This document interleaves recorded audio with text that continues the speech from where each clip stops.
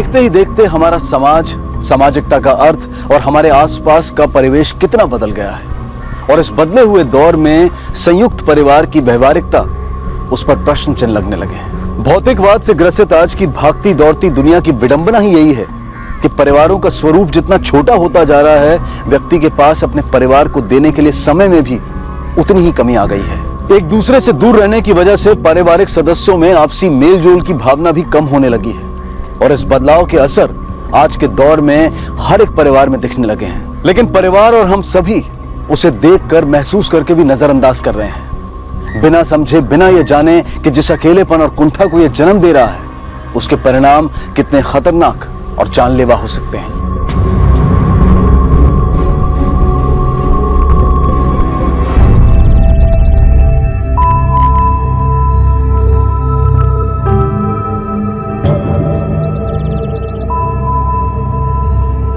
बाबा अपना चाय।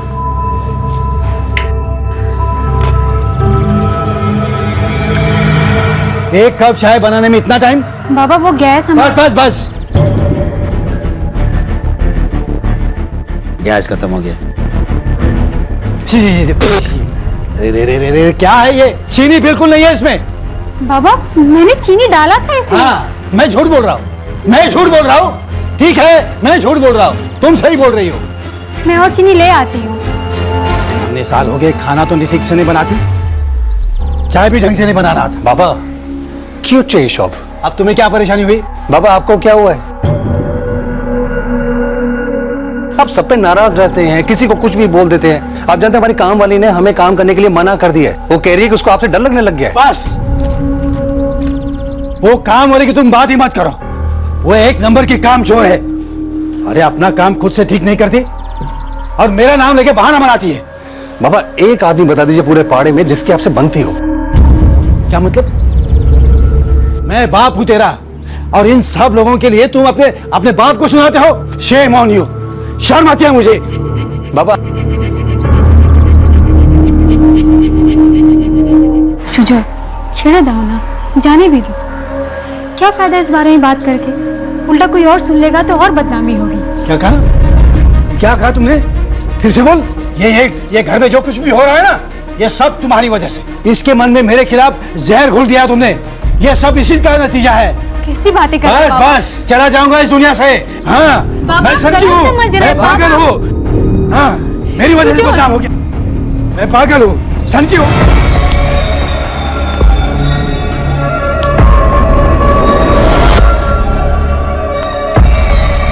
मैं खड़ूस हूँ। हाँ, पूरी जिंदगी भर मैंने इन लोगों के अपना खून पसीना बहाया है। अरे ललित, हाँ मिष्टी कहाँ है? पिछले 2-4 दिनों से दिखाई नहीं दी। हाँ, जरा मौसी क्या गई हुई है। मौसी के घर? क्यों? स्कूल चालू होते हुए भी उसको मौसी के घर भेज दिया तुम लोगों ने। अरे कितने लापरवाह हो तुम। हाँ। नहीं सान्याल बाबू, बच्ची जिद कर रही थी, जाने देना पड़ा। बच्ची है लेकिन तुम तो समझदार हो ना। अरे स्कूल चलते हुए उसको मौसी के घर भेज दिया ना। लापरवाह बाप है तू। अरे दीपा, अपनी बच्ची का फ्यूचर का कुछ ख्याल है कि नहीं तुम्हें? अरे पढ़ाई छोड़कर उसको मौसी के घर भेज देना अच्छा लगता है क्या? मौसी के घर नहीं गई है वो, स्कूल गई थी। स्कूल से लौटी तो उसे बुखार हो गया, अभी घर पर सो रही है। क्या कहा? मिष्टी घर पर है? लेकिन अभी तो तेरे पति ने कहा कि वो मौसी के घर गई है। सच क्या है? कौन सच बोल रहा है, कौन झूठ बोल रहा है? देखो, सच बता दो, मिष्टी कहाँ है? मैंने आपसे झूठ बोला था क्योंकि मैं नहीं चाहता था कि मेरी मिष्टी आपके साथ रह के आप जैसी खड़ूस और पागल बन जाए। एक तरफ एक मासूम बच्ची एक अनजान शख्स के घर में डरी सहमी रह रही थी, और क्यों? और आखिर वो इस मासूम से चाहता क्या था? वहीं दूसरी तरफ मिष्टी के माता पिता मिष्टी के बारे में अलग अलग बयान दे रहे थे। और अमित सान्याल, वो शख्स जो सीधे मुंह अपने परिवार वालों से भी बात नहीं करता था, वो मिष्टी के गायब हो जाने से इतना परेशान क्यों था? रहस्य गहराता जा रहा था, लेकिन किसी भी सवाल का जवाब दूर दूर तक नजर नहीं आ रहा था। कौन है वो लड़की और क्या रिश्ता है आपका उससे? अगर वो मेरी कुछ नहीं लगती तो क्या मैं उसकी मदद नहीं कर सकता? आप ही बताइए, मैं उसकी मदद नहीं कर सकता? देखिए आप गलत समझ रहे हैं, हमारा मतलब वो नहीं है, लेकिन कुछ भी करने से पहले मामले से जुड़ी डिटेल्स जानना जरूरी है हमारे लिए। देखिए, मेरे पड़ोस में एक दुकान है राशन की। ललित देश पांडे और उसकी वाइफ दीपा देश पांडे वो दुकान चलाती है। मिष्टी देश पांडे उनकी बच्ची है। मिष्टी जब रोज स्कूल छूटने के बाद दुकान पर आती है तो मैं उससे बातें करता हूँ, यहाँ तक कि उसका होमवर्क करने में भी मैं उसकी मदद करता हूँ। लेकिन कुछ दिन हो गए मिष्टी दिखाई नहीं दे रही। आखिरी बार कब देखा था आपने उसे? एग्जैक्टली 4 दिन पहले। दादाजी दरवाजा खोलिए। आ रहा हूँ बाबा, आ रहा हूँ। रुको तो सही। दादाजी। हाँ, आओ हमारी गुड़िया रानी, आओ बैठो। दादाजी आप आज आए क्यों नहीं? मैं आपका कब से इंतजार कर रही हूँ। अरे बेटा मैं भी तुझसे मिलना चाहता था, लेकिन क्या करूं, आज मेरी तबीयत जरा ठीक नहीं थी, इसलिए आराम कर रहा था। लेकिन अब तू आ गई है ना, मेरी तबीयत ठीक हो गई है। और फिर हमेशा की तरह मैंने मिष्टी को होमवर्क करने में मदद की। उसके बाद वो अपने घर चली गई। तब से लेकर आज तक वो मुझे दिखाई नहीं दी। और मेरे पूछने पर दोनों हस्बैंड वाइफ कुछ सही जवाब नहीं दे रहे। हाँ जरा मौसी क्या गई? मौसी के घर नहीं गई है वो, कल स्कूल गई थी, वहां से लौटी तो बुखार आ गया उसे, अभी घर पर है। अब आप ही बताइए, जब दोनों हस्बैंड वाइफ पूरा दिन अपनी दुकान पर रहते हैं तो उस मासूम बीमार बच्चे को घर पर अकेला छोड़ा होगा उन्होंने? झूठ बोल रहे हैं। आप अभी मेरे साथ चलिए और पूछो उन दोनों को। देखिए ऐसा भी हो सकता है घर पे किसी को रखा हो उन्होंने मिष्टी का ख्याल रखने के लिए। नहीं नहीं, ऐसा कुछ नहीं है। मिष्टी का ख्याल रखने के लिए उन्होंने घर पर किसी को नहीं रखा है। वो दोनों हस्बैंड वाइफ हमेशा लड़ते रहते हैं, यहाँ तक कि अब वो किसी भी दिन एक दूसरे से अलग भी हो सकते हैं। मुझे डर लग रहा है कि एक दूसरे से अलग होने के चक्कर में उस बच्चे के साथ कुछ गलत न कर बैठे वो लोग। इसलिए मैं आपसे रिक्वेस्ट करता हूँ, अभी इसी वक्त मेरे साथ घर चलिए और पूछो उन दोनों को कहाँ है मिष्टी।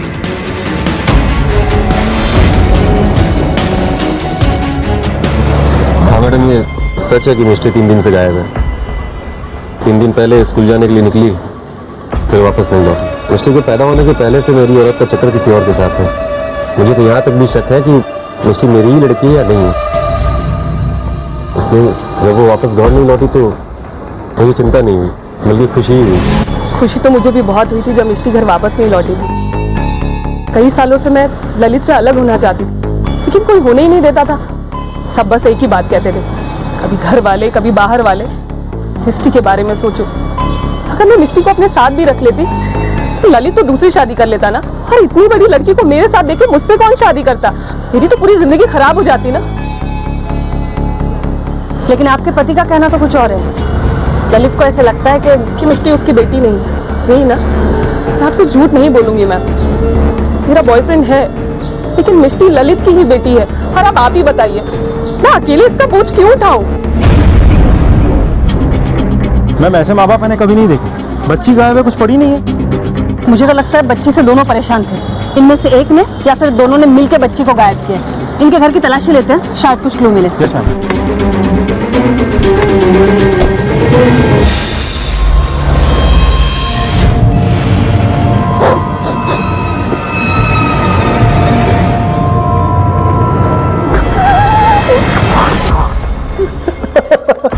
ऐसे बत्ती से दिखा दे रास्ते। आप लोग क्या कर रहे हैं? मैं बोल रही हूँ कि मेरी देखिए हमें हमारा काम करने दीजिए, शायद ऐसी कोई चीज मिल जाए जिससे आपकी बेटी कहाँ है पता चले। सर नहीं छोड़ा। ऐसी क्या चीज मिल जाएगी आपको मैम यहाँ पे? आप शांत खड़े रहिए प्लीज। आपको हमारी बच्ची को ढूंढना चाहिए, आप ये क्या करवा रही हैं? टिकट वाला पाटिल मैम, ये चिट्ठी मिली है।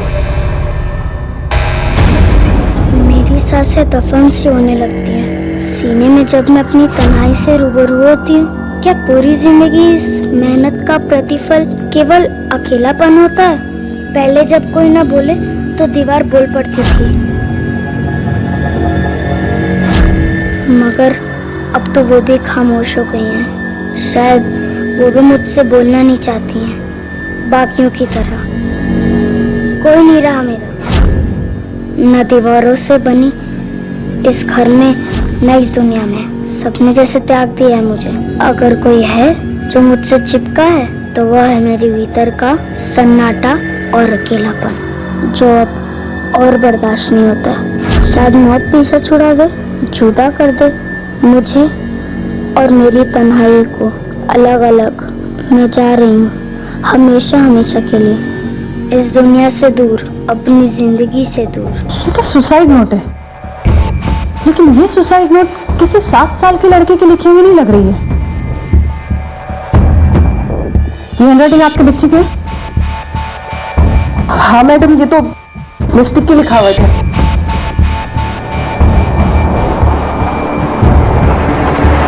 मैम मुझे लगता है पेरेंट्स के बीच के डिफरेंसेस और रोज रोज के झगड़ों से परेशान होकर मिस्टर ने सुसाइड कर लिया होगा।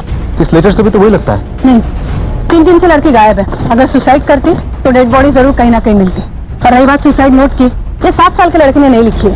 तो फिर क्या लगता है मैम? अभी तो कुछ कह नहीं सकते, लेकिन इतना कह सकते हैं जो दिख रहा है वैसा है नहीं। इसके गुमशुदगी के पीछे शायद इसके माँ बाप का हाथ है, और ये सुसाइड नोट उस पर पर्दा डालने की कोशिश। एक 7-8 साल की लड़की इतना मैच्योर लेटर नहीं लिख सकती। आस पड़ोस में पूछताछ करो, शायद कुछ पता चले। हाँ साहब, 3 दिन पहले मिस्टी को देखा था जब मैं ललित की दुकान पे राशन लेने गई थी, तो वहीं बैठी हुई थी। और हाँ, मेरी सहेली इंदू और उसका बेटा चिंटू भी वहीं खड़े थे। हाँ साहब, मेरा ही नाम इंदू है। उस दिन मिष्टी को देखा था दुकान से उस अमित दा के घर जाते हुए, पर बाहर जाते हुए नहीं देखा। अमित दा? हाँ सर, बड़े ही अजीब आदमी है। सब डरते हैं उनसे, बात बात पे गुस्सा करते हैं।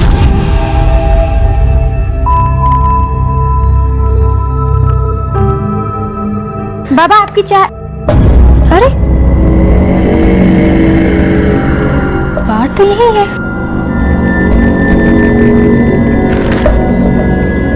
ये क्या, अखबार भी नहीं पढ़ा आज। बाबा बाबा बाबा बाबा, ये लीजिए चाय।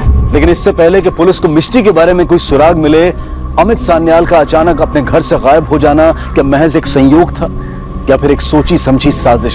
गौर करने वाली बात यह थी कि अगर मिष्टी का कोई करीबी था तो वो था अमित सान्याल। ऐसे में अमित सान्याल का गायब हो जाना कई सवाल खड़े कर रहा था। क्या मिष्टी को अमित ने ही गायब करवाया था, या फिर इन दोनों के गायब होने के पीछे किसी और मास्टरमाइंड का हाथ था? कहां है अमित सान्याल? क्या वो इस तरह पर्दे के पीछे रहकर कोई साजिश रच रहा है, या फिर वो खुद किसी साजिश का शिकार बन गया है?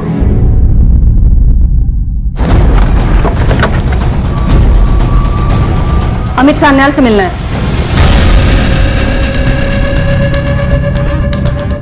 बाबा तो है नहीं घर पे।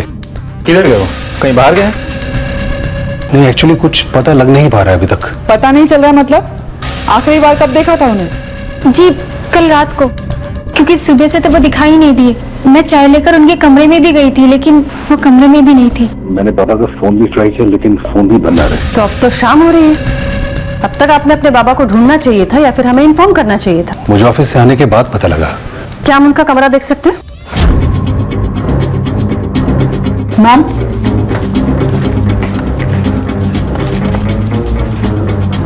ये आपके बाबा का फोन है? जी ये तो बाबा का है। हाँ, ये बाबा का फोन है, लेकिन बाबा ये फोन छोड़ के क्यों गए? कॉन्टैक्ट डिटेल्स निकालो। Yes ma'am. बागमारे कहीं सापड़ है? मैम ये चिट्ठी मिली।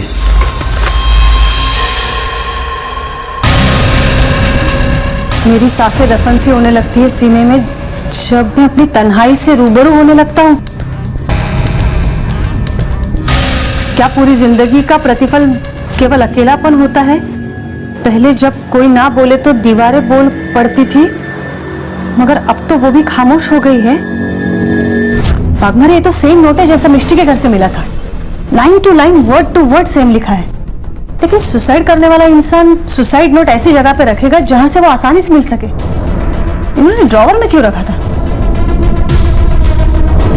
कहीं ऐसा तो नहीं है आप लोग इस सुसाइड नोट के बारे में पहले से जानते थे और छुपा के रखा था? नहीं मैम, ऐसा नहीं है। हमें भी अभी पता लगा जब ड्रॉर खुला है। उनके कोई करीबी रिश्तेदार या दोस्त जिनके यहाँ वो जा सकते हैं? हाँ, कुछ लोग हैं। कौन है?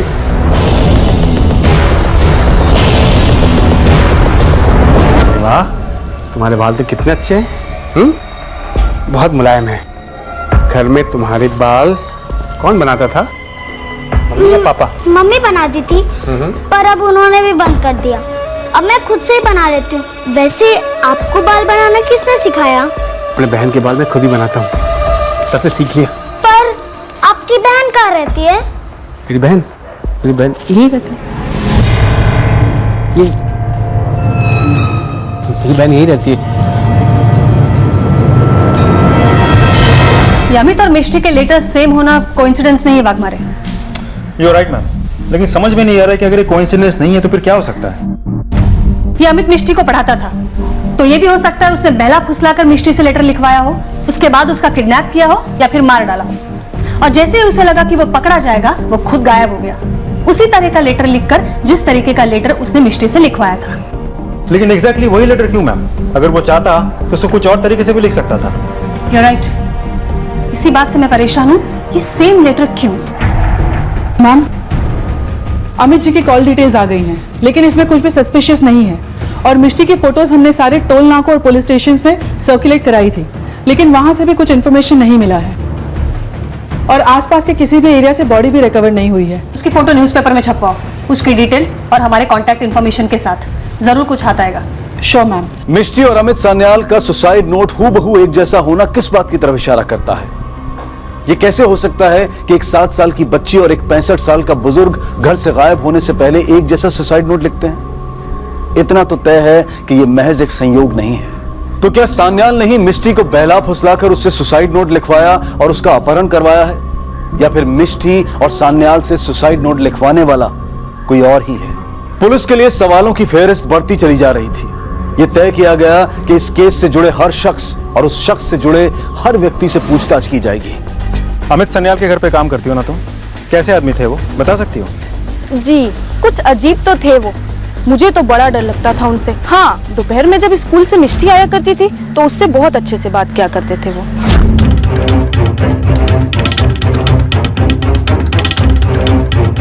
आपके जाने के बाद सर ललित, दूसरों के फटे में टांग अड़ाने की बहुत आदत है ना तुझे?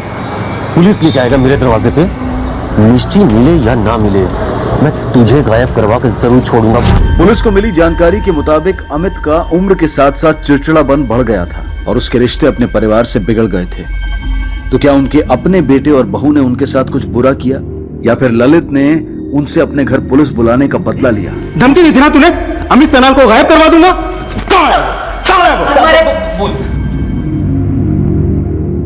मैं क्या जानूं वो कहाँ है? अरे उस समय गुस्से में था, मेरे मुंह में जो आया निकल गया। अरे मेरा इसमें कोई लेना देना नहीं है, मैं नहीं जानता वो कहाँ है। तूने तो खुद कहा था तेरी बेटी गायब हो गई तो बहुत खुश हो गया था तू, और जब अमित सान्याल ने तेरे बेटे की गुमशुदगी की रिपोर्ट लिखवाई तो तेरे खुशी पे पानी फिर गया।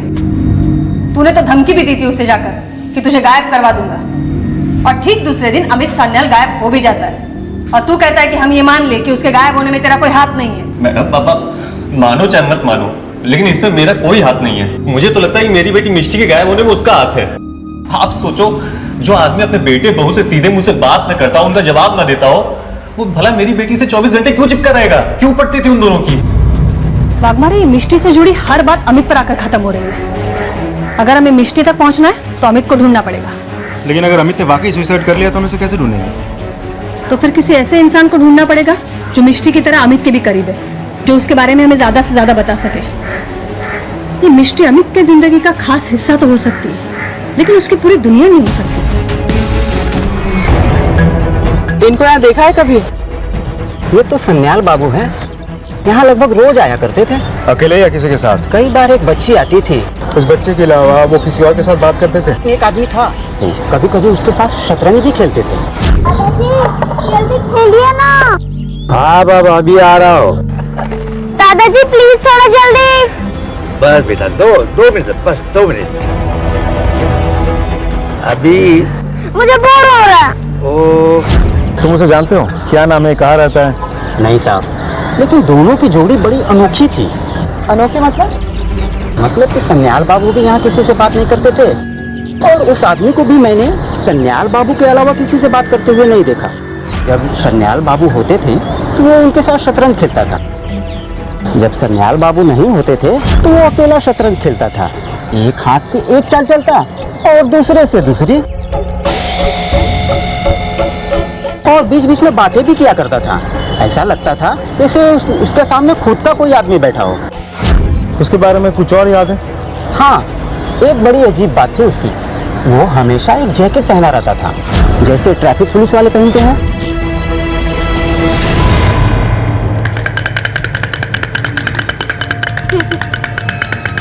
Happy to you.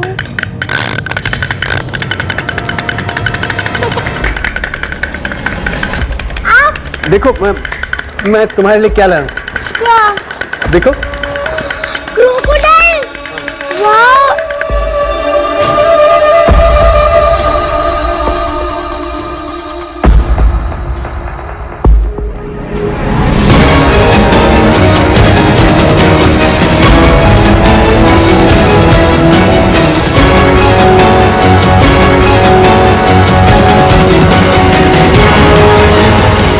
चाय बना के दूं? मेरे को चाय बनाना आता है। चाय? हाँ। ठीक है, मैं हाथ मुंह धो के आता हूँ। बनाओ।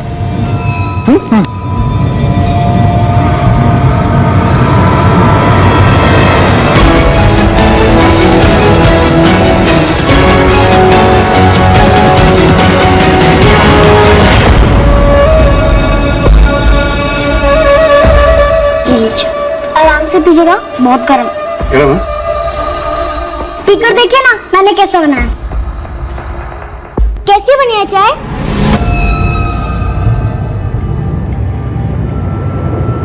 बढ़िया।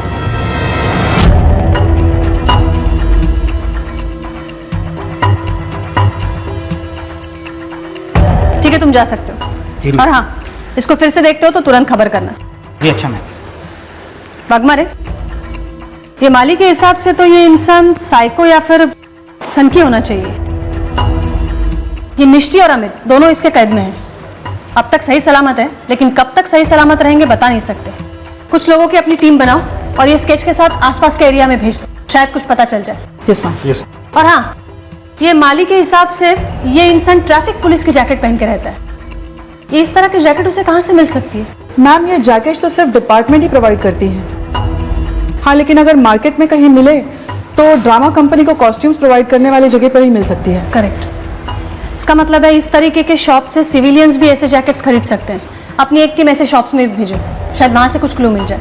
उसके फोटो ट्रैफिक पुलिस में सर्कुलेट करो, हो सकता है वो ट्रैफिक हवालदार हो। मैम। ओके।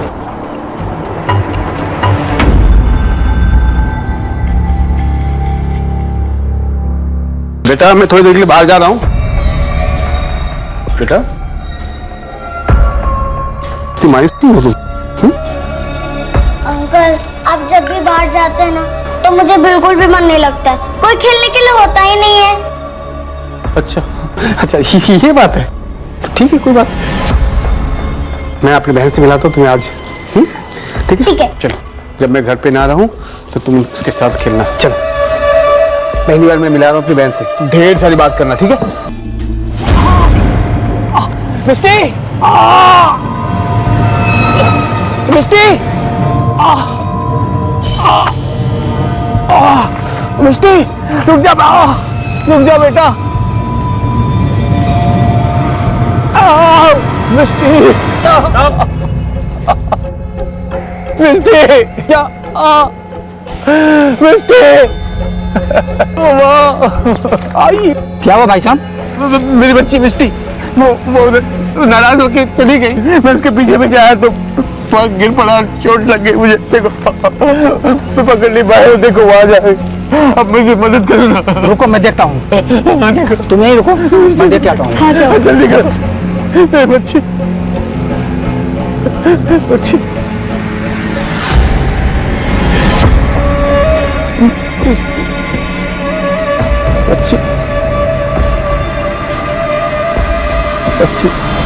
इसे देखा है?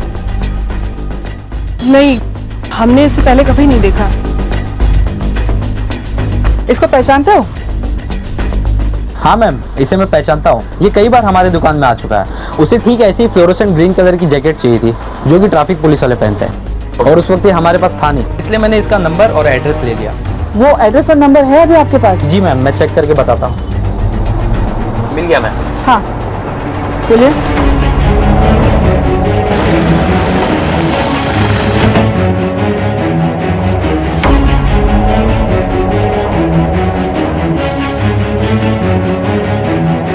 वाघमारे, ये बच्ची यही थी। चेक करा सगळं, जाओ अंदर चेक करो। मैम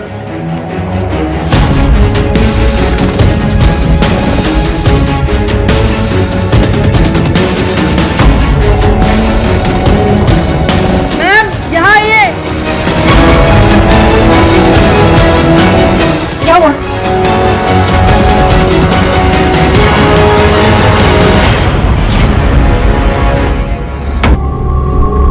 सान्याल की तलाश पुलिस को चिंतन के घर तक ले आई। पुलिस को अब यह बात पता चल चुकी थी कि मिष्टी को अपहरण के बाद इसी घर में रखा गया था, लेकिन चिंतन के घर के कमरे से मिली एक औरत की लाश किसकी थी? कौन थी वो औरत? पुलिस को अब सान्याल और चिंतन के रिश्ते की खबर लग चुकी थी, लेकिन सान्याल की तरह अब चिंतन भी गायब था। और तो और मिष्टी का भी कुछ पता नहीं चल रहा था कि वो कहां थी, कैसी थी, किस हाल में थी। केस सुलझने की बजाय और उलझ गया था। मैम, चिंतन के कॉल डिटेल्स में से जो कॉल्स हमें मिले हैं उनमें से 2 कॉल्स उसने अपनी बहन आनंदिता को की थी, जो कि कल्याण से बाहर रहती है, और बाकी के 2 नंबर्स उन दुकानों के हैं जो उसने रेंट पे दे रखी है।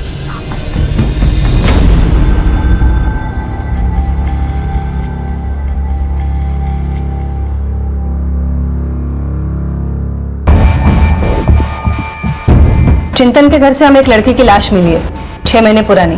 क्या लाश मिली है 6 महीने पुरानी? वो हमारी बड़ी बहन सुनंदा हो सकती हैं। पता करो ये सुजय, मोमिता और मिष्टी, इन तीनों का चिंतन या उसकी फैमिली के साथ कोई कनेक्शन है या नहीं है।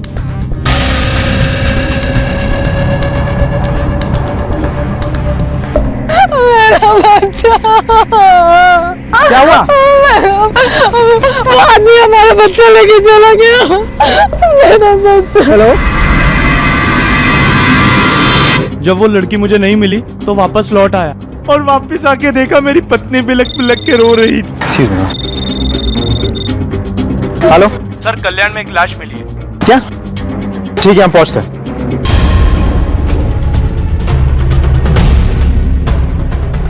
मैम, ये फोन मिला। कांटेक्ट डिटेल्स के लिए भेज। कितने दिन पहले हुई होगी हत्या? तकरीबन 3-4 दिन पहले। ये अमित सान्याल ने सुसाइड लेटर को घर पे छोड़ा था। ये सुजय और मोमिता को पूछो, बॉडी पोस्टमार्टम के लिए भेजो। Yes ma'am.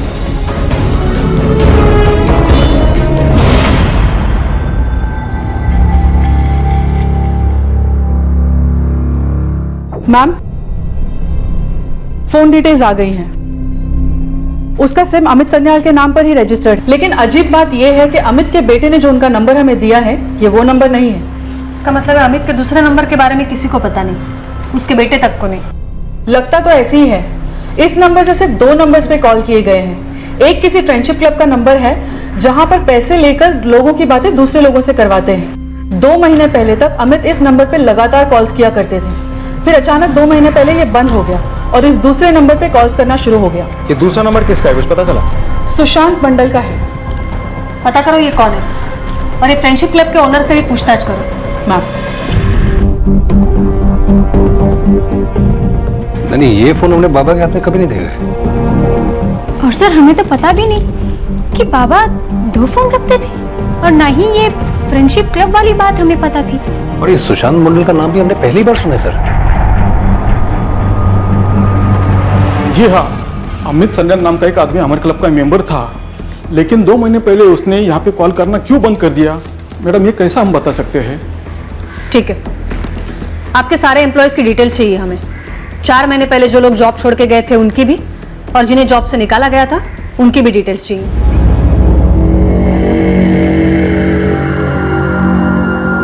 सुशांत मंडल, बोलो, अमित सान्याल को कब से और कैसे जानते हो? कब से और कैसे का सवाल ही नहीं उठता मैम, क्योंकि मैं इस नाम के आदमी को जानता ही नहीं हूँ। तो बिना जान पहचान के तुम मुझसे बात करते थे?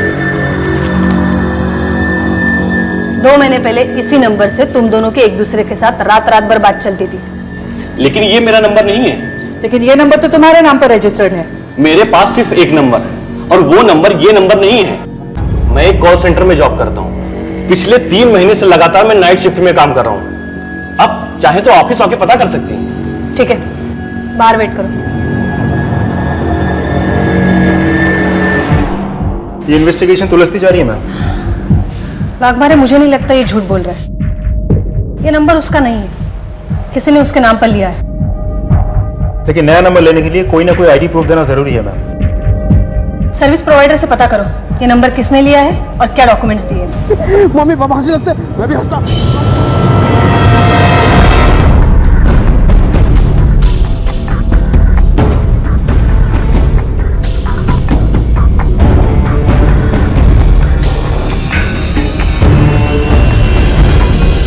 हेलो,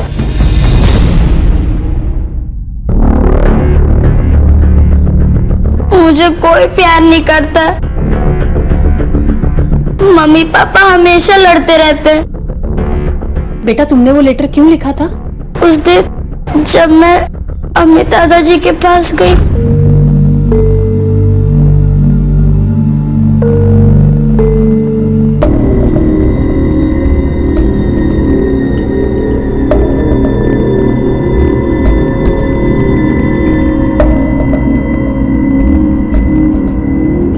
मैंने उस लेटर को बस कॉपी कर लिया और फिर घर में रख दिया और मैं जाके गार्डन में बैठ गई। मैं सोच रही थी कि अगर मम्मी पापा मुझे प्यार करते तो जरूर मुझे ढूंढते ढूंढते यहाँ पर आएंगे, लेकिन कोई भी नहीं आया। वो अंकल मुझे जबरदस्ती अपने घर पे लेके गए और एक कमरे में बंद कर दिया। वो कभी कभी मुझ पे बहुत चिल्लाते थे। अच्छा बेटा ये बताओ, तुम जब वो अंकल के यहाँ थी तो तुम्हारे वो अमित दादाजी तुम्हें मिलने आते थे? नहीं। वाघमारे ये चिंतन को हमें जल्द से जल्द ढूंढना पड़ेगा। मैम हम उसके घर पे लगातार नजर रखे हुए हैं, लेकिन अभी तक वो वहाँ पहुंचा नहीं। इसके अलावा हमारी एक टीम और खबरी भी उसे ढूंढने की कोशिश कर रहे हैं। आई एम श्योर बहुत जल्द हमें कुछ ना कुछ पता चल जाएगा। मैम कंट्रोल रूम से कॉल आया था।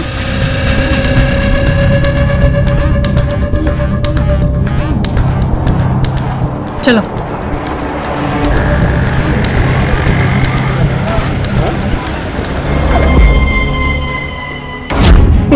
बच्चों दिखा के मम्मी पापा मुझे अचानक छोड़ के चलेगी तो क्या करूं मैं बोल हम लोग हंसते रहे कूदते रहे सब कुछ करते रहे। मिष्टी भी चलेगी, मेरी छोटी बहन भी चलेगी। मैं इसको इसे मेंटल असाइलम पहुंचाने का इंतजाम करो।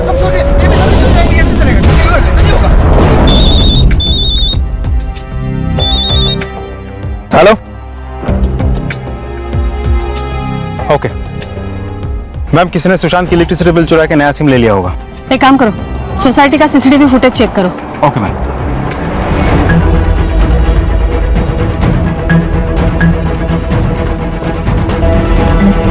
नीता एक सेकंड पॉज करो, जूम इट।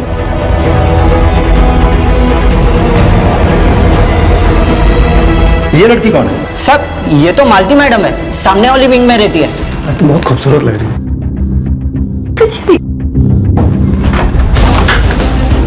अमित कहाँ है? कौन अमित? मैं किसी अमित सान्याल को नहीं जानती। अच्छा, तो तुम्हें कैसे पता कि उसका पूरा नाम अमित सान्याल है? ये अमित सान्याल जिस फ्रेंडशिप क्लब का मेंबर थे उसमें आप दोनों काम करते थे। उसका दूसरा मोबाइल और 4 लाख रुपए तुम दोनों के घर से बरामद हुए। अब बाकी का सच तुम लोग यहाँ बोलोगे, क्योंकि ये ऐसी जगह है जहाँ मुर्दे भी बोलते हैं और तुम तो फिलहाल जिंदा हो।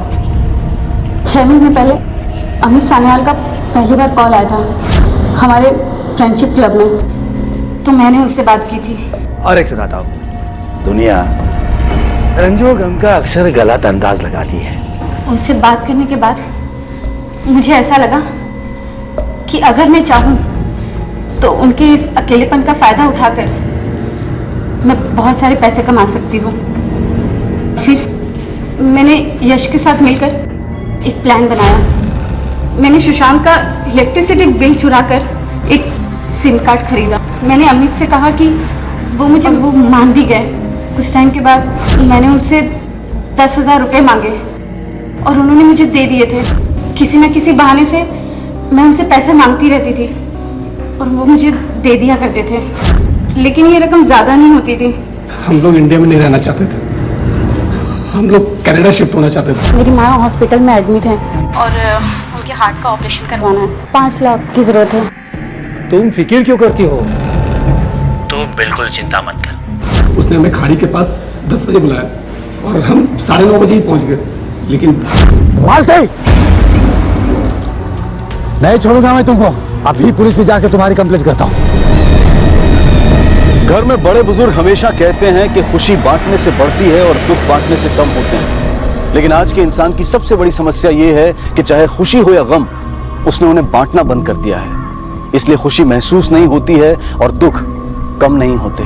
अपने आस पड़ोस से अनजान एकाकी जीवन जीने वाले हम लोगों को क्या सामाजिक प्राणी कहा जा सकता है? अगर चिंतन के दोस्तों या रिश्तेदारों ने उस पर जरा सा भी ध्यान दिया होता तो शायद वो आज इतना अकेला ना होता कि अकेलापन उसे पागल बनाते। वो अकेलेपन से इतना डरने लगा था कि उसने अपनी बहन की लाश को अपने घर में ही 6 महीने तक छुपा कर रखा था। इस तन्हाई से पीछा छुड़ाने की कोशिश में अमित सान्याल ने अपनी जान गंवाई। चिंतन एक अपराधी बन पागलपन को गले लगा बैठा और मिष्टी एक बहुत भयानक हादसे का शिकार होते होते बच गई, जिस हादसे में शायद उसकी जान भी जा सकती थी। देखते हैं हमारे आज के एपिसोड की दूसरी कहानी।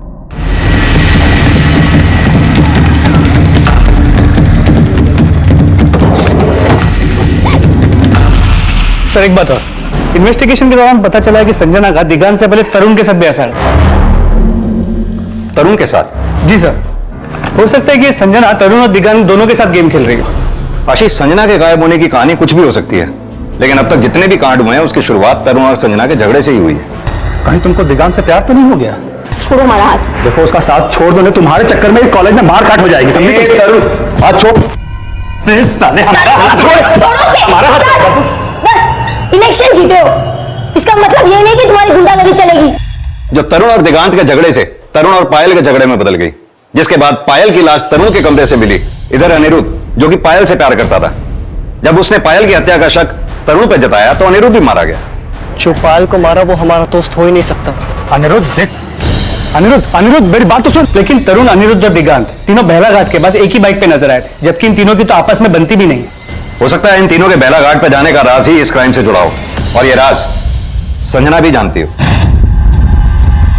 सर, तरुण के फादर आ गए हैं। देखिए सर, ना ही तरुण ने संजना को गायब किया है, ना ही किसी को मारा है।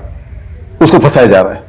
अगर उसका इन क्राइम के साथ कोई भी इन्वॉल्वमेंट होता तो दिगांत को मारकर दिगांत की लाश अपने ही पार्टी ऑफिस में क्यों रखता? सर, उसको फंसाया जा रहा है, साजिश है ये। हमें तो फिक्र हो रही सर, और आप लोग तरुण को ढूंढने के बजाय उसके खिलाफ सबूत इकट्ठा कर रहे हो। देखिए सर, कहीं तरुण के साथ कुछ ऐसा भी तो हो सकता है कि तरुण को आपने ही कहीं छुपा रखा हो। ऐसा कुछ नहीं है सर। सर, हमें लग रहा है कि पायल की मां ने तरुण को गायब किया है। जो बात आप कह रहे हैं, इस बात का कोई सबूत है आपके पास? सबूत तो ढूंढ रहा था ना तरुण। उसे पक्का यकीन था कि पायल को दिगांत ने मारा है, लेकिन पायल की मां का शक अनिरुद्ध पे था, लेकिन तरुण पर विश्वास नहीं था। सर, ये पायल की मां अपनी बेटी की मौत का बदला लेने के लिए जिस पर भी शक जा रहा है उसको मरवा रही है। तो आपको लगता है कि तरुण का मर्डर पायल की मां ने करवा दिया? सर, भगवान न करे कि हमारे बेटे के साथ ऐसा कुछ हो, लेकिन पायल की मां जिस तरह हमारे घर आके हमें धमकी देके गई है, हमें तो लगता है कि अपना किया छुपाने के लिए ये कोई भी ड्रामा कर सकती है। पायल की मां ड्रामा कर रही है या आप तरुण को छुपाने के लिए कोई चालाकी कर रहे हैं, ये हम पता कर लेंगे। फिलहाल आप जा सकते हैं। सर, तरुण का बाप कहानी बना रहा है, हो ना हो इसी ने कहीं तरुण को छुपा के रखा होगा। लेकिन आशीष, ये भी सच है कि पायल के मर्डर के बाद पायल की मां जिन जिन लोगों से मिल रही है वो या तो गायब हो रहे हैं या उनका मर्डर हो रहा है। ये तरुण के बाप और पायल की मां दोनों पे नजर रखो। सर। अरे वो काकी, जितना मालूम है आपको बताया ना, वही बात लेकर रोज आ जाती हो। पर बेटा मैं हमको तरुण के बारे में कुछ नहीं पता, लेकिन एक बात बोलूं, सबको लगता है तरुण नहीं, संजना को आपने गायब करवाया है। मैं क्यों गायब करूंगी संजना को? वो तो मेरे बेटे जैसी है। चलो ठीक है, जो भी है, लेकिन आप बार बार आकर मुझे परेशान मत करना।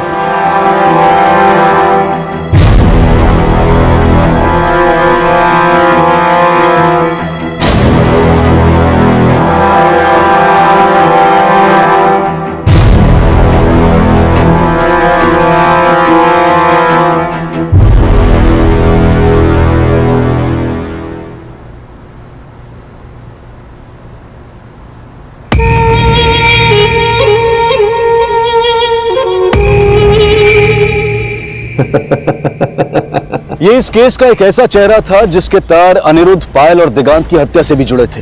लेकिन क्या ये कोई तरुण का मोहरा था, या फिर तरुण के पिता का, या फिर इन सभी क्राइम्स में किसी और का भी हाथ था। जल्द ही ये सवाल इस केस में उठने वाले थे, लेकिन संजना की किडनैपिंग का मकसद एक ऐसे राज से जुड़ा था जो बहुत जल्द इस केस में एक यू टर्न लेकर आने वाला था। प्लीज हमें यहाँ से जाने दो, तुम जो कहोगे हम करेंगे। फाइल कहाँ है? क्या फाइल कहाँ है? पता चला कि नहीं? चुपचाप बता दे फाइल कहाँ है, नहीं तो हम देवान को ना मिलवा देंगे। लेकिन पहले बताओ कि फाइल कहाँ पर है। हाँ तो देख के हमको फोन करना जल्दी। बताइए ना तरुण कहाँ है? आपकी तो बहुत चलती है ना, अपने बेटे को नहीं खोज सके आप? तुमको क्या लगता है हम हाथ पे हाथ रखे बैठे? हमको भी फिक्र है हमारे बेटे की।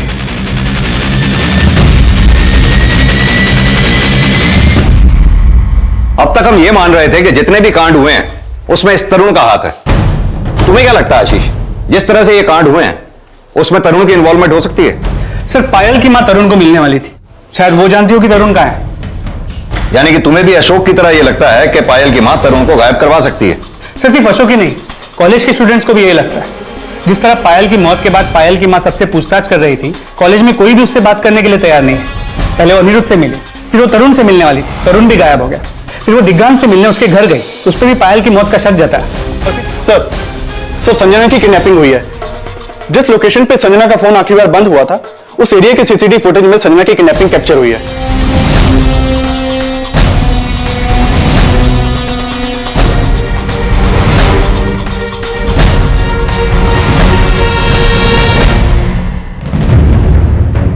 वैन पे नंबर प्लेट भी नहीं है, सभी ने चेहरे भी ढके हुए हैं। सर माना संजना को दिग्गांत के फोन से कॉल गया था, लेकिन संजना को आखिरी कॉल पायल की मां ने किया था। लेकिन पायल की मां संजना को गायब क्यों करवाएगी? आशीष कहीं ऐसा तो नहीं कि ये बाहर से बैठा तीसरा ही आदमी कोई काम करवा रहा हो, जिसका कनेक्शन अशोक और वृंदा से हो और जो पर्पसली उन दोनों को टारगेट करना चाहता हो? अशोक और वृंदा से जुड़े सभी लोगों को अच्छी तरह से खंगालो, आई एम श्योर कुछ ना कुछ हाथ जरूर लगेगा।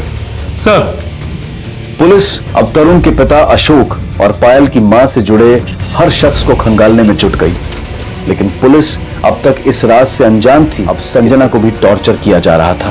देख, तू एक लड़की है और मैं तेरे साथ कुछ भी कर सकता हूं, इसलिए कह रहा हूं साफ साफ बता दे फाइल कहां है। आप समझ क्यों नहीं रहे? कब से बता रहे आपको?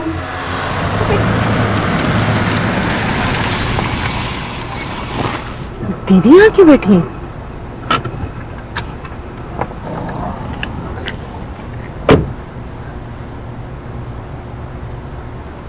दीदी कब से ढूंढ रही हूँ मैं आपको, यहाँ क्यों बैठी हो? चलो घर चलो। सब खत्म हो गया, कुछ नहीं बचा। पायल गई, सब खत्म हो गया। दीदी ऐसा क्यों बोल रही हो? माना पायल आपके लिए सब कुछ थी, पर हम भी तो हैं, हम भी छोटी बहन है ना आपकी। आपको दुख होगा तो क्या हमें तकलीफ नहीं होगी?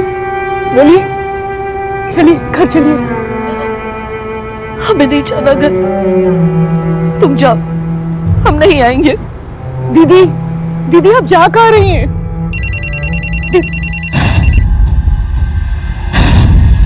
हेलो भैया, हमको एक बात पता चली है। क्या? वो एनजीओ वाली ज्वाला पायल की मौसी है। हाँ पता है हमको। भैया अगर आपको पता है तो आप शांत क्यों हैं? जाके पुलिस को बता क्यों नहीं देते कि ज्वाला के एनजीओ बेलाघाट में जहां अनिरुद्ध की लाश मिली थी? अगर पुलिस को बताएंगे तो पुराना केस खंगालने लगेगी पुलिस। अरे भैया तो इसमें आपको डरने की क्या जरूरत है? आपने कुछ गलत काम थोड़े ना किया था। देख नरेंद्र, पायल की माई थी, ताने मार कर गई हमें कि तरुण ने किया है सब कुछ। अरे भाभी औरत पगला गई है। भैया हमको तो लगता है ना इसमें उसकी बहन ज्वाला का। अपना दिमाग मत चला, हम देख लेंगे क्या करना है आगे। ये ज्वाला कौन है और क्या देख लेंगे आप लोग? ये सब पता करके बताऊंगा। सर बेलाघाट के पास एक एनजीओ है जहां पे पायल की मौसी ज्वाला सोशल वर्क का काम करती है, और बेलाघाट ही वो जगह है जहां पे अनिरुद्ध, दिग्गांत और तरुण तीनों को आखिरी बार साथ में देखा गया। तो पायल की मौसी के सोशल वर्क का इस केस से क्या कनेक्शन हो सकता है? सर शायद कोई कनेक्शन हो। ठीक है, ये पायल की मौसी के बारे में सब कुछ अच्छी तरह से पता करो। जी सर। दीदी हमने आपको कितनी बार कहा है ना कि इस अशोक अवस्थी के यहाँ मत जाया कीजिए, पर आप हमारी सुनते ही नहीं है। वो बहुत ही खतरनाक लोग हैं। वो चाहे जो भी हो, पर जब तक उन दोनों बाप बेटे को सजा नहीं हो जाती ना, हमारे दिल को ठंडक नहीं पहुंचेगी। उन्होंने पहले हमारे बेटी को हमसे छीना और संजना। हर चीज हमारे तरीके से नहीं होती है। आप एक काम कीजिए, आप कल से हमारे साथ एनजीओ में आना शुरू कीजिए। और वैसे भी पायल भी तो यही चाहती थी। माँ, हम और मौसी दिन भर बाहर रहते हैं, आप यहाँ अकेले बोर हो जाती होगी ना, आप कुछ करती क्यों नहीं? क्या करे? मौसी कह रही थी कि उनके एनजीओ वाले प्रौढ़ शिक्षा अभियान से जुड़े हुए, आप क्यों नहीं जुड़ जाती? आप तो पढ़ाई सकती है ना। हाँ दीदी, एकदम सही कह रही है ये। आप एक काम कीजिए, कल से ही हमारे साथ चलिए। हाँ, हम कुछ नहीं जानते, आप कल से हमारे साथ एनजीओ चल रही हैं बस। जब तक पायल के कातिल नहीं मिलते, जब तक संजना का पता नहीं चलता, हमसे कुछ नहीं हो पाएगा।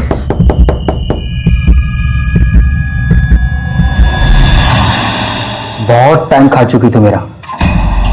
अब मैं पूछ रहा हूँ, मुझे बता दे। हमारा यकीन कीजिए, सच कह रहे हैं, अभी नहीं पता आप कौन सी फाइल के बारे में बात कर रहे हैं। अब एक बार दिगान को बुला लीजिए, एक बार दिगान से बात करवा दीजिए हमारी। हमें शक ही नहीं, पूरा यकीन होने लगा है। तुमने ही हमारे दिगान को मारा है। ये क्या कह रहे हैं आप? हाँ, तुमने ही मारा है। अब हम तुम्हारा जीना हराम कर देंगे। हमने कुछ नहीं किया। सुनिए, सुनिए।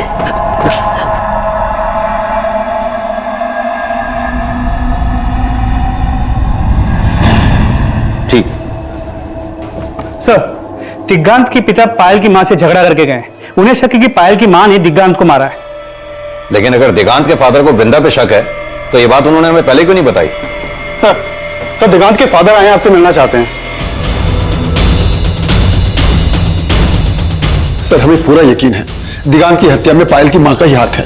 आप इतना यकीन के साथ कैसे कह सकते हैं कि दिगांत की हत्या में पायल की मां का हाथ है?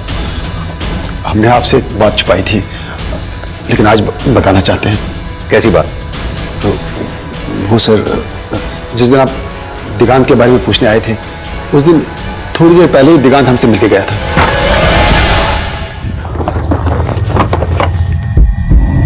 क्या करा दिगांत? बाबा, हम कुछ दिनों के लिए कहीं बाहर जा रहे हैं, हमारी जान को खतरा है। खतरा है? किससे? सब बता देंगे बाबा, लेकिन अभी हमारे बारे में कोई पूछे तो किसी को कुछ मत बताना। हाँ, हम जा रहे हैं। दिगांत! ठीक उसके बाद पायल की मां आई और दिगांत पे पायल की हत्या का झूठा आरोप लगा रही थी। हमें पता चला है कि तरुण ने दिगांत पे आरोप लगाया था कि उसी ने हमारी बेटी को मार के तरुण को फंसाने की कोशिश की है। अब सच बताइए, कहाँ है वो? पायल की मां झूठा आरोप लगा रही थी, इस बात की क्या गारंटी है? और वैसे भी दिगांत को अगर किसी से जान का खतरा था तो उसे हमारे पास आना चाहिए था। लेकिन सर, दिगांत पायल को क्यों मारेगा? अब ये बात तो दिगांत ही बता सकता था। पोस्टमार्टम रिपोर्ट के मुताबिक दिगांत की हत्या से पहले उसे टॉर्चर किया गया था। टॉर्चर? जी, उसकी हत्या से पहले उसे शारीरिक रूप से काफी तकलीफ दी गई थी। बंसी जी, ये भी तो हो सकता है कि दिगांत किसी और से डर के भाग रहा हो। लेकिन साहब, किससे? ये तो आप ही हमें बताएंगे। साहब, हमको जितना पता था हमने आपको बता दिया। यही बात अगर आपने वक्त रहते हमें पहले बता दी होती तो ऐसी नौबत ही ना आती। अगर दिगांत के पिता के बयान को माने तो दिगांत किससे भाग रहा था? तरुण से। तरुण दिगांत को टॉर्चर तो कर सकता है क्योंकि तरुण दिगांत को पसंद नहीं करता था, लेकिन अगर हम ये माने कि यह काम तरुण का नहीं है तो क्या यह काम पायल की मां और मौसी इन दोनों में से किसी का हो सकता है? सर, दिगांत और पायल की मौसी में एक कॉमन कनेक्शन है, बेलाघाट। दिगांत वहां रहता है और पायल की मौसी वहां एनजीओ चलाती है। पायल की मां भी वहां अक्सर जाया करती थी। लेकिन सर, जिस वक्त अनिरुद्ध, दिगांत और तरुण बेलाघाट में देखे गए थे, पायल की मां या मौसी, उन दोनों में से किसी का भी फोन वहां एक्टिव नहीं था। ना ही वहां एक्टिव था जहां दिगांत की लाश मिली। ये पायल की मां और मौसी दोनों के कॉल रिकॉर्ड्स अच्छी तरह से चेक करो। हो सकता है उनके कॉल रिकॉर्ड्स में कोई ऐसा नंबर हो जो दोनों जगह पे एक्टिव हो। सर,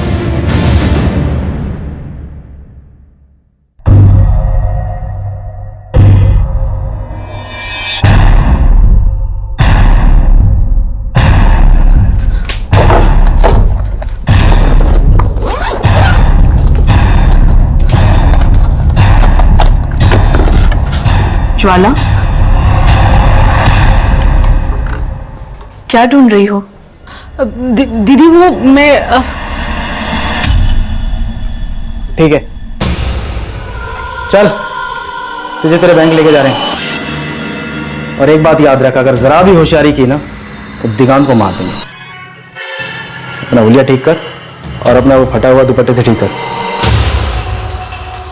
चल जल्दी कर, गाड़ी खड़ी है।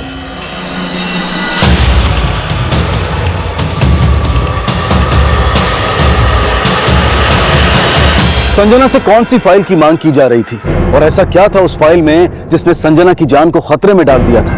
और क्या उस फाइल का कनेक्शन पायल, अनिरुद्ध और दिगांत की हत्या से भी जुड़ा था? तरुण कहां गायब था? बहुत जल्द उस शख्स की पहचान पुलिस को भी पता चलने वाली थी।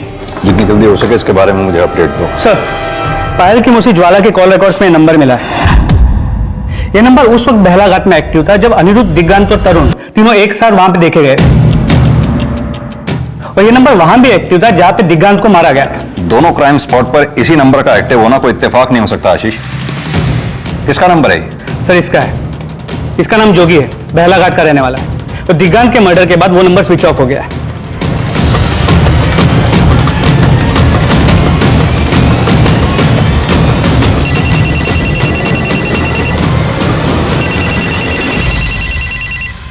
अशोक अवस्थी, तेरे बारे में ना मुझे सब कुछ पता चल गया है। तूने ही सारे कांड किए हैं ना जोगी के साथ मिलकर। अब देख, ये सब जाके मैं पुलिस को बता दूंगी। तुझे पुलिस को जो बताना है बता दे, फिर देख हम क्या करते हैं। हमारे बेटे को गायब किया ना तूने। अपने बेटे को तूने खुद से गायब करवाया है, वो भी जोगी के साथ मिलकर। ये जोगी भी तेरा आदमी है, साबित करने के लिए टाइम नहीं लगेगा हमको, समझ गई?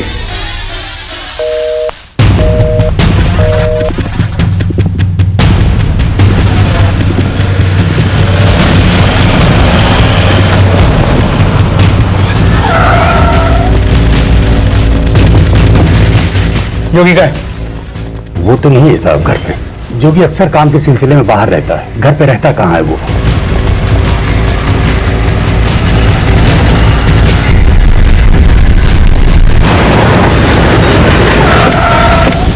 जी नहीं सर, ज्वाला घर पर नहीं है। वो कुछ काम से बाहर गई है। कहाँ गई है? ये तो नहीं पता सर, पर बात क्या है? ज्वाला का फोन नंबर होगा आपके पास? जी दीजिए। 9827।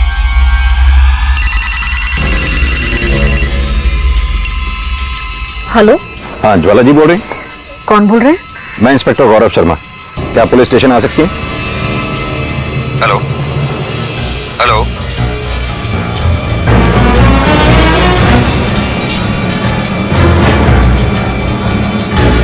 आप जिस नंबर को डायल कर रहे हैं वो इस समय स्विच ऑफ है।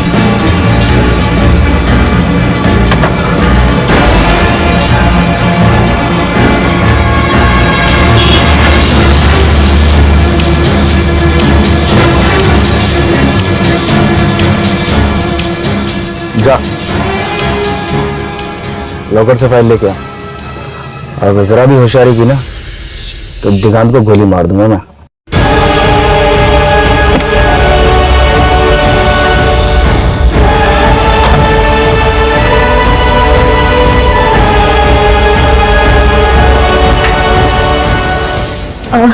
मैम, हम एक फोन कर सकते हैं? यस करिए। सर, हमने कहा ना आपसे, हम आपसे कुछ नहीं छुपा रहे। पर आप बताते क्यों नहीं कि ज्वाला ने किया क्या है? देखिए, जैसे ही ज्वाला वापस। Excuse me. हाँ पांडे बोलो। सर, संजना का भी बैंक से फोन आया था। वो हमसे हेल्प मांग रही थी, बता रही थी कि उसकी जान खतरे में है। संजना ने फोन किया था बैंक से? जी सर, वो अभी बैंक में ही है।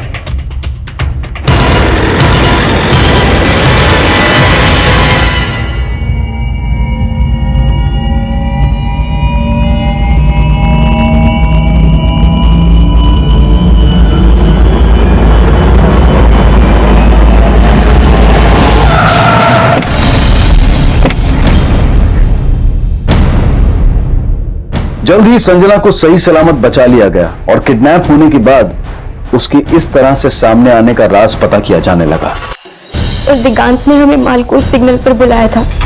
हेलो संजना, जल्दी से हमको माल को सिग्नल पर मिलो।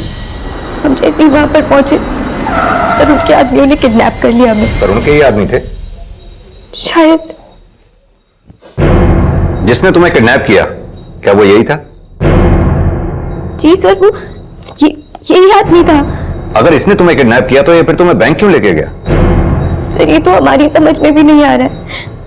वो किसी फाइल के बारे में बात कर रहा था, कह रहा था पायल ने हमें कोई फाइल दी थी जिसमें किसी केस से रिलेटेड एविडेंस थे। कैसी फाइल? हम इस बारे में कुछ भी नहीं जानते सर, पर उसका कहना था कि फाइल ने हमें कोई फाइल दी है। सर बहुत टॉर्चर किया उसने हमें कुछ समझ ही नहीं आ रहा था हम क्या करें। हमने झूठ कह दिया कि वो फाइल हमने अपने बैंक के लॉकर में रखी है और वो फाइल सिर्फ हम निकाल सकते हैं। सर उसने कहा अगर वो फाइल हमने उसे नहीं दी तो वो दिगांत को भी मार देगा। लेकिन दिगांत का तो मर्डर हो चुका है।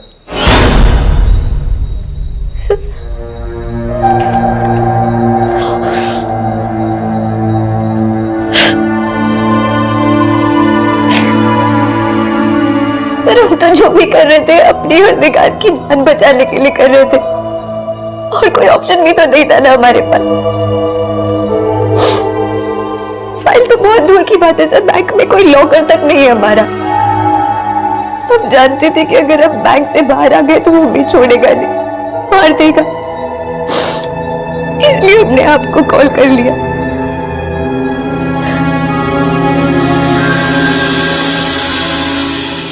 सर टॉर्चर तो दिगांत को भी किया गया था, तो क्या उसे भी इसी फाइल के बारे में पूछा गया होगा? हो सकता है, लेकिन उस फाइल में ऐसा होगा क्या? क्या उसी फाइल की वजह से पायल का मर्डर हुआ होगा? आशीष, अनिरुद्ध की लाश का मिलना, तरुण का गायब होना किसी ऐसे केस से कनेक्टेड हो सकता है जो केस ज्वाला और जोगी से जुड़ा हो। संजना के बयान से यह अंदाजा भी लगाया जा रहा था कि उस फाइल का कनेक्शन, लेकिन संजना ने पुलिस को यही बयान दिया था कि उसने जोगी से अपनी जान बचाने के लिए उस फाइल को लेकर झूठ बोला था। संजना फिर से पायल की मां वृंदा के साथ रहने लगी, लेकिन पायल की मौसी ज्वाला और जोगी के बारे में फिलहाल कोई लीड नहीं मिली थी। लेकिन बहुत जल्द जोगी और ज्वाला के बारे में कुछ नए राज सामने आए। सर जोगी के बारे में इंफॉर्मेशन मिली है। ये जोगी बहला घाट के पास एक बस्ती की जमीन एक हाउसिंग प्रोजेक्ट को देना चाहता था, लेकिन बस्ती के 3 फैमिलीज जमीन देने के खिलाफ थे। ज्वाला इन तीनों फैमिलीज के लिए जोगी के खिलाफ केस लड़ रही थी, लेकिन बाद में इन तीनों फैमिलीज ने केस वापस ले लिया। जब मैं इन तीनों फैमिलीज से मिला तो पता चला कि साहब हमारे बेटों ने ज्वाला मैडम से मदद मांगी थी, लेकिन जोगी ने ऐसा दांव खेला कि उसने मेरे बेटे को ही गायब कर दिया। गायब कर दिया मतलब? उसने हम लोगों को धमकी दी थी कि हम जमीन के कागज पर दस्तखत कर दे, नहीं तो हमारे बेटों को मार देगा। हमने डर के दस्तखत भी कर दी, लेकिन हमारे बेटों को कुछ पता नहीं चला सर। तो आपने पुलिस में कंप्लेंट क्यों नहीं की? हम डर गए थे साहब। हमने ज्वाला मैडम से मदद मांगी थी, लेकिन हमें बाद में पता चला कि वो भी जोगी से मिल गई है, और वही मेरे पति सखाराम रांची आवेदन को लेकर जोगी के पास गई थी। उसके बाद उन लोगों को किसी ने नहीं देखा सर, किसी ने नहीं देखा। जोगी ने वो जमीन किस बिल्डर के हाउसिंग प्रोजेक्ट को बेची? सर मैं उस जमीन पे गया था, लेकिन अब तक वहां कोई भी कंस्ट्रक्शन शुरू नहीं हुआ है। वो जमीन जोगी ने किसी को बेची भी है या नहीं, इस बारे में कोई क्लू नहीं मिला। लेकिन सर ये पता चला है कि जोगी के लिए ज्वाला के खिलाफ ये केस सुरेंद्र अडवाणी नाम का लॉयर लड़ रहा था। सुरेंद्र अडवाणी? जी सर। ये जोगी और ज्वाला के बारे में कुछ पता चला? सर अब तक कुछ नहीं, लेकिन कोशिश जारी है। ठीक है, तो मैं एक काम करता हूँ, इस सुरेंद्र अडवाणी से मिलता हूँ। तब तक तुम ये पता करने की कोशिश करोगे सुरेंद्र अडवाणी जोगी के अलावा इनमें से किसी के टच में था या नहीं। सर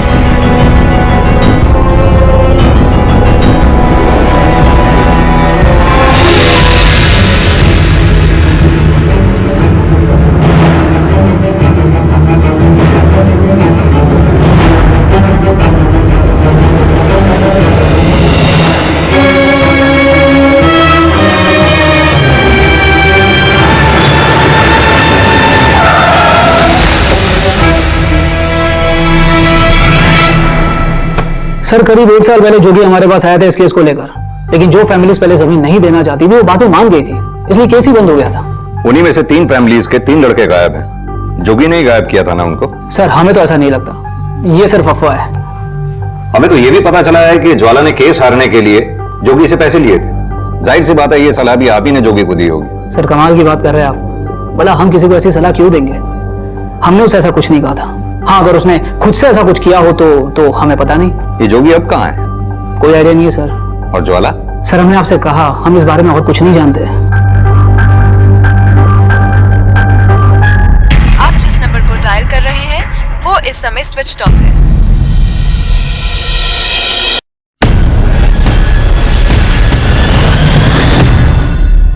हमें माफ कर दो संजना, हम बहुत शर्मिंदा हैं।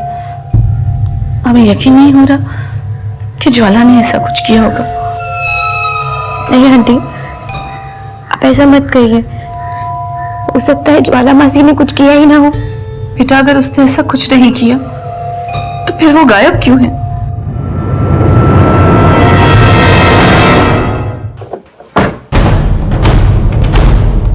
सर, अशोक अवस्थी के कॉल रिकॉर्ड्स।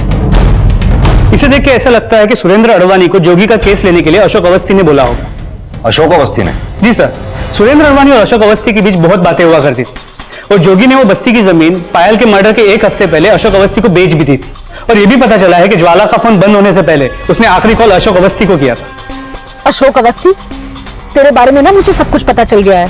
तूने ही सारे कांड किए ना जोगी के साथ मिलकर? हाँ सर, ज्वाला ने हमें फोन किया था, लेकिन वो कहाँ है इसके बारे में हमें कुछ नहीं पता। लेकिन ज्वाला ने फोन क्यों किया था आपको? वही सर, पायल की माँ का राग आलाप रही थी, कह रही थी कि हमने हमारे बेटे को गायब किया है। हमने फोन कट कर दिया सर। कुछ छिपा तो नहीं रहे ना? आपसे क्या छिपाएंगे सर, हमें पता है। अब जोगी और सुरेंद्र अडवाणी के बारे में हमें पूछेंगे तो जो सच है बता देते हैं। जोगी से सुरेंद्र अडवाणी को हमने सिर्फ इंट्रोड्यूस करवाया था। उसके बाद केस जीतने के लिए उन्होंने क्या किया इसके बारे में हमें कुछ नहीं पता। लेकिन जमीन तो आपको मिल ही गई। वो तो पूरी लीगल तरीके से खरीदी थी हमने।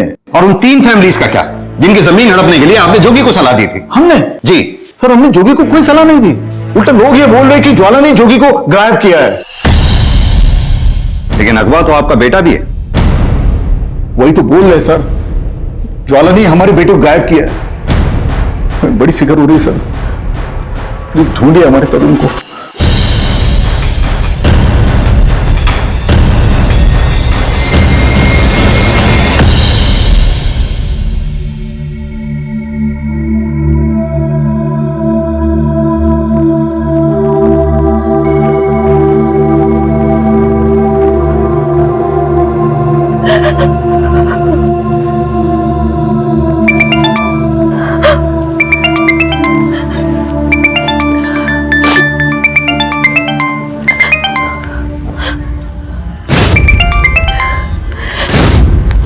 हेलो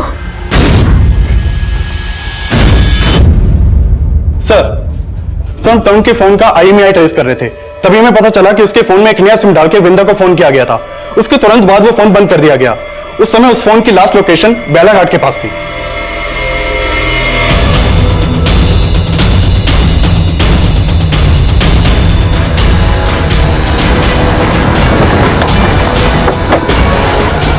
आशीष सर, आसपास अच्छी तरह से सर्च करो। जी सर। वृंदा जी, आप यहाँ क्या कर रही हैं? हमें यहाँ किसी ने मिलने बुलाया था। किसने? जी वो, ये देखिए सर,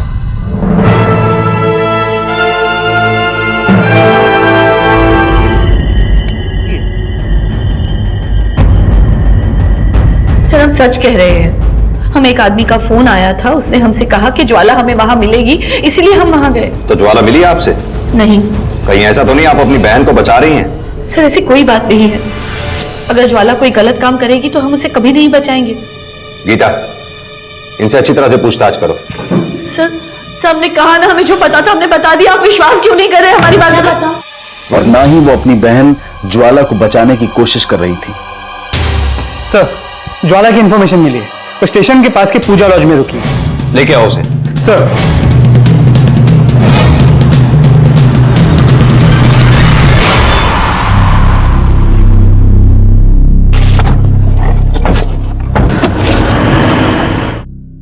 सर हम डर गए थे, इसीलिए छुप गए थे, लेकिन हमने जोगी को किसी को भी मारने के लिए नहीं कहा। लेकिन 6 महीने पहले उसी जोगी के साथ तुमने बस्ती के उन 3 लड़कों को तो गायब किया ही। कहां है? सर हमने जोगी को किसी को भी गायब करने के लिए नहीं कहा, लेकिन हाँ, हमने उन तीनों को इस केस से हटने के लिए जरूर कहा था। क्यों? सर वो हमने क्यों? सर हमने जोगी से पैसे लिए थे। पैसे लिए थे? किस लिए? सर उन तीनों को उस जमीन के केस से हटाने के लिए, लेकिन वो तीनों हमारी बात नहीं माने, तो ये सब हमने जोगी को बता दिया। सर जोगी ने ही उनको गायब किया, इसके अलावा हम कुछ भी नहीं जानते। सर हमें लगता है कि जोगी जो कुछ भी कर रहा है वो अशोक के कहने पे कर रहा है। जब पायल का मर्डर हुआ था हमें अशोक पे ही शक था। हमने अपने एंड पे सब कुछ पता करने की कोशिश भी की, लेकिन कुछ खास हाथ नहीं लगा। सर हमें तो ये भी लगता है कि पायल का मर्डर इसीलिए हुआ था क्योंकि उसके हाथ जोगी और अशोक के खिलाफ कुछ एविडेंस लग गया था। कैसा एविडेंस? सर वो तो हम नहीं जानते, लेकिन हाँ, जब हम गांव वालों का केस लड़ रहे थे तो उन 3 आदमियों को जो गांव से गायब हुए थे, उनके गायब होने से पहले पायल से 1-2 बार मिलते जरूर देखा था। सर इसीलिए हमको लगता है कि पायल कुछ तो एविडेंस जमा कर रही थी। इसके अलावा हम इस बारे में कुछ नहीं जानते सर। पुलिस के काफी जोर देने के बावजूद ज्वाला अपने बयान पर कायम रही। पुलिस ने ज्वाला के साथ अशोक और उसके भाई से भी पूछताछ की, लेकिन किसी के भी खिलाफ कोई स्ट्रॉन्ग लीड नहीं मिली। पर एक इंफॉर्मेशन ने इस केस का रुख बदल दिया। सर यही बात तो मुझे भी अटपटी लगी। एक काम करते हैं, मजिस्ट्रेट से उसके बैंक के लॉकर को चेक करने की परमिशन लेते हैं। तब तक तुम इस संजना पे नजर रखो। सर पुलिस को जल्द ही संजना का बैंक लॉकर चेक करने की परमिशन मिल गई और उसके बैंक लॉकर में वो फाइल मिली जिसमें बिरांची, विनोद और सखाराम के अचानक गायब होने के कुछ ऐसे एविडेंस थे जो उनकी हत्या होने का दावा पेश कर रहे थे। एक तरफ संजना को अरेस्ट कर लिया गया, वहीं उस फाइल के जरिए सामने आए प्रूफ्स के आधार पर जोगी के घर में गड़े मत मारिए साहब, मत मारिए, मत मारिए। चौथी बॉडी किसकी है? अशोक के बेटे की है। अशोक के बेटे तरुण? हाँ साहब, तरुण। इसको भी जोगी ने मारा? नहीं साहब, जोगी का तो फोन आया था। उस दिन अशोक का बेटा तरुण अपने 2 दोस्तों के साथ आया था। जोगी हमको फोन करके बोला कि तीनों को मारना है। जोगी उसके पीछे भागते हुए हमसे बोला कि जोगी ने सब किसके कहने पर करवाया?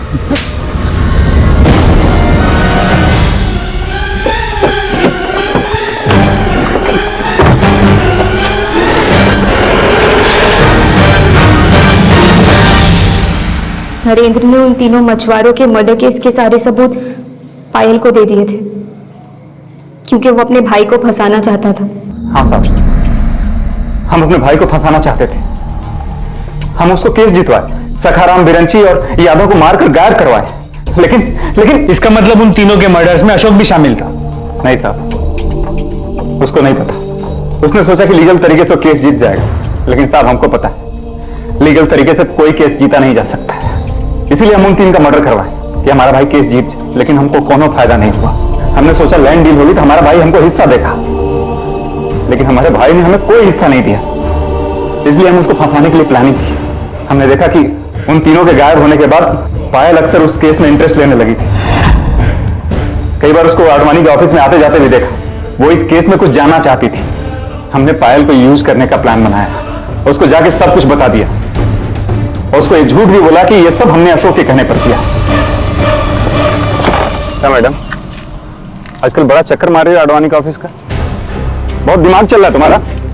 देखो, ज्यादा दिमाग मत चलाओ, नहीं तो हमारे भाई ने जैसे उन तीनों को गायब करवाया ना, तुमको भी गायब करवा देगा। जानती नहीं हमारे भाई का चीज है, इसलिए संभल जाओ। और हमने सोचा कि वो अपनी मौसी को सब बात बताएगी, लेकिन ऐसा नहीं हुआ। उल्टे संजना और दिगांत को जाकर उसने सब कुछ बता दिया और सबूत इकट्ठा करने लगी। पायल ने दिगांत की मदद से सारे सबूत इकट्ठे कर लिए थे, लेकिन हमने दिगांत से कहा, बहुत अच्छी चैरिटी की तुमने पायल की मदद करके, लेकिन ये चैरिटी करके तुम्हें मिलेगा क्या? मतलब? हमने दिगांत को आइडिया दिया कि नरेंद्र को ब्लैकमेल करके उससे पैसे हट सकते हैं। नरेंद्र जी आपका काम तो कर देंगे, लेकिन आपको हमारा थोड़ा ख्याल रखना पड़ेगा। अरे बोले ना, जितना उतना दे देंगे। उतना नहीं, अब जितना हम बोलेंगे उतना देंगे आप। दिगांत हमको ही ब्लैकमेल करने लगा। आखिरकार हमने उसकी मांग पूरी की और बदले में हमारे कहने पर उसने पायल का मर्डर करके अशोक के बेटे तरुण को फंसाने का प्लान बनाया। पायल ने वो फाइल हमें दी थी ताकि हम उसे संभालकर अपने लॉकर में रख लें। फिर दिगांत ने पायल को बताया कि तरुण के रूम में उन 3 मछुआरों के मर्डर केस से रिलेटेड और भी सबूत है। दिगांत ने पायल से यह भी कहा कि उसके पास तरुण के रूम की डुप्लीकेट चाबी है और तरुण उस वक्त अपने कमरे में भी नहीं है। और फिर वो दोनों हॉस्टल के पीछे के रास्ते से तरुण के रूम में गए।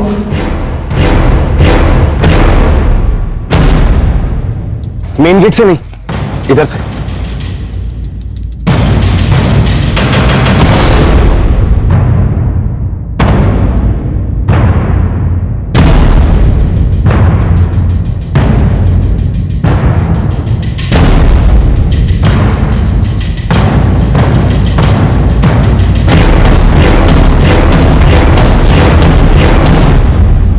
और फिर वो फाइल हमने अपने लॉकर में रख दी।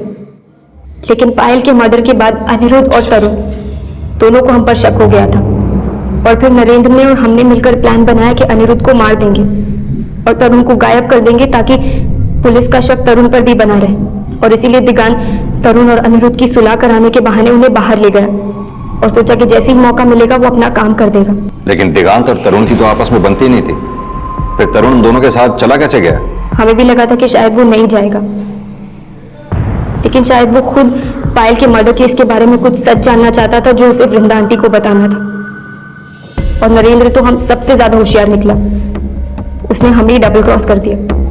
दिगांत ने हमको ब्लैकमेल किया, इसलिए हमने उसको डबल क्रॉस किया और इसमें हमने जोगी की मदद ली और उसको बोला कि तरुण और अनिरुद्ध के मर्डर के बाद उसने बताया कि फाइल संजना के पास है और उसने संजना को फोन करके वहां बुलाया और खुद भागने के चक्कर में मारा गया। लेकिन साहब, ये संजना बहुत तेज चीज निकली। अगर हम फाइल के बारे में सब कुछ सच बता देते तो आपको पता चल जाता, इसलिए हमने नरेंद्र को ब्लैकमेल किया। देखो, जब तक फाइल हमारे पास है ना, हमें मारने का सोच भी नहीं सकते तुम। दिगांत को तो मार दिया है तुमने, अब चुपचाप हर महीने 50,000 रुपए पहुंचाते रहना हम तक, क्योंकि जब तक पैसे पहुंचते रहेंगे ना, फाइल रहेगी लॉकर के अंदर, और जहां चालाकी करने की कोशिश की तो फाइल पुलिस के पास और तुम जेल में। जिंदगी जीने के दो ही तरीके होते हैं, एक सही, दूसरा गलत। तुमने गलत तरीका आजमाया, अब जेल में रहकर खुद ब खुद सही तरीका सीख जाओगी।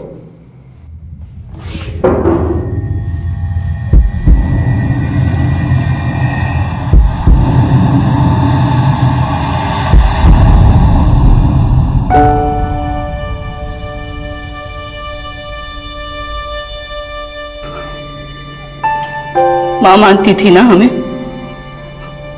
पायल कितना विश्वास करती थी तुम पर, उसी को मरवा दिया। हमारी बेटी नहीं जानती थी कि वो कितनी बड़ी बात अपनी मां से छुपा रही है। हम और हमारी बेटी की आत्मा तुम्हें कभी माफ नहीं करेगी, कभी नहीं। गैर जब अपने होने का दावा करें तो उन्हें अपनापन भले ही दें, लेकिन उन्हें अपनी जिंदगी और परिवार का हिस्सा तब तक ना बनाएं जब तक उन्हें सही तरीके से समझ और परख न लिया जाए। संजना और दिगांत पर भरोसा करके पायल ने वो चोट खाई जिसने उससे उसकी जिंदगी तक छीन ली, और पायल की मौसी का दोहरा रूप भी कहीं ना कहीं पायल की हत्या की वजह बना।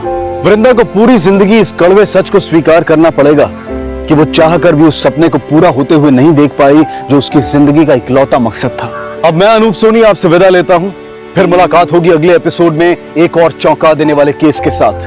तब तक अपना और अपने परिवार का ख्याल रखें और देखते रहें क्राइम पेट्रोल डायल 100। सबक एक को, सीख हम सबको। जय। इस तरह के और भी एपिसोड देखने के लिए हमारे चैनल को सब्सक्राइब करें और बेल आइकन दबाना ना भूलें।